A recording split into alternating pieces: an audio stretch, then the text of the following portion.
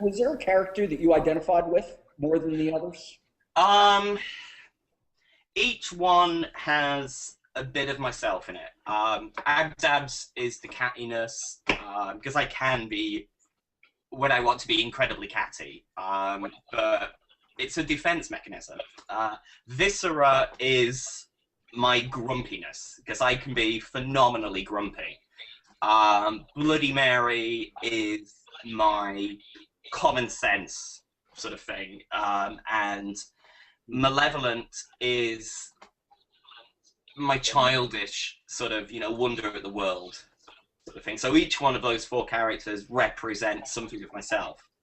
But I think that's the same for a lot of writers.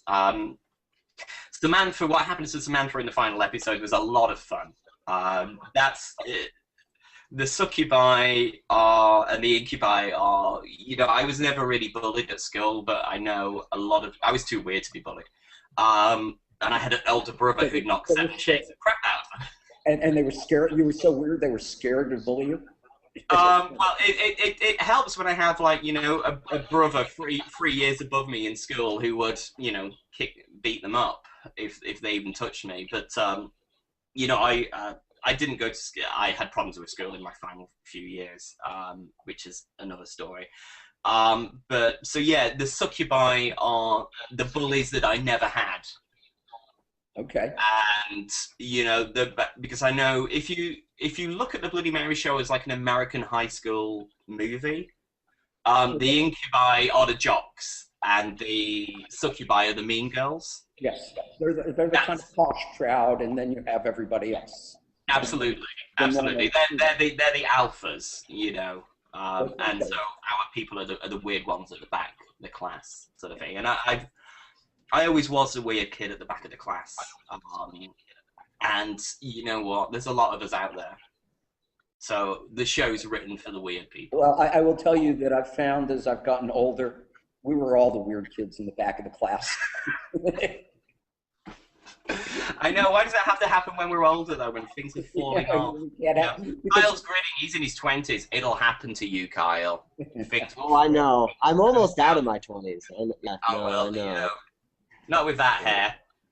You've got plenty of time to go. Can you believe his wife puts up with that?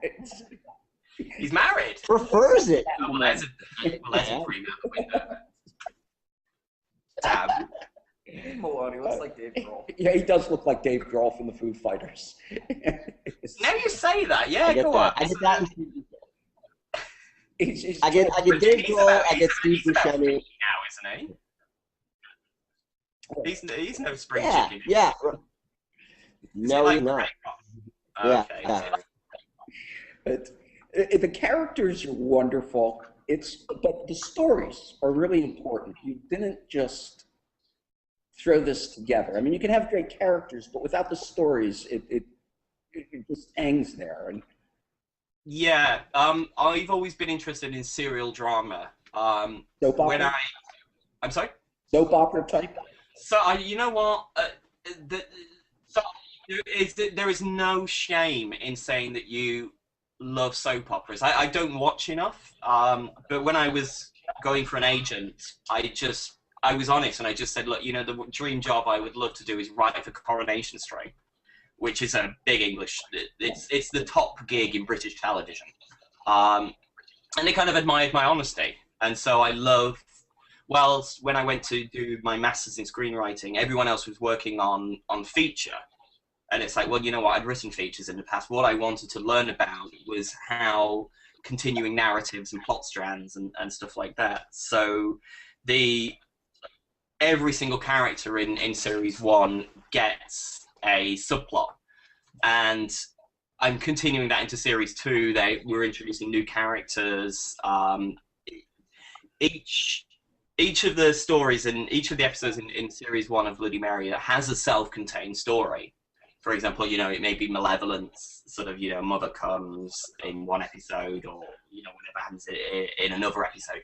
The Abdab's Amicus story. The Abdab's Amicus story, the Samantha getting her revenge on Bloody Mary, sort of thing. All these sort of little subplots. We didn't get a Herzog story, though. You're getting on this. Oh, I can give.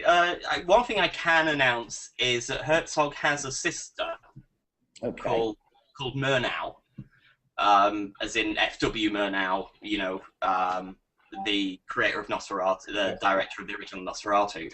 So yeah, Murnau is there, and Murnau currently is being played by my husband in proper sort of pantomime drag.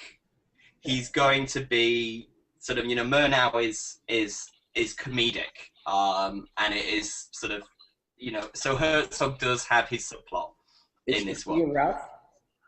She is a Ralph as well. Is a female Ralph called a Ralph? Or a Ralph? A Ralphette. You know, I never thought of that, a Ralphette. But no, maybe, you know, I should scribble that down now. There you go. I'll give you copyright. It's yours. Okay, I'll give you special thanks. That's all you're getting. You're not getting a percentage.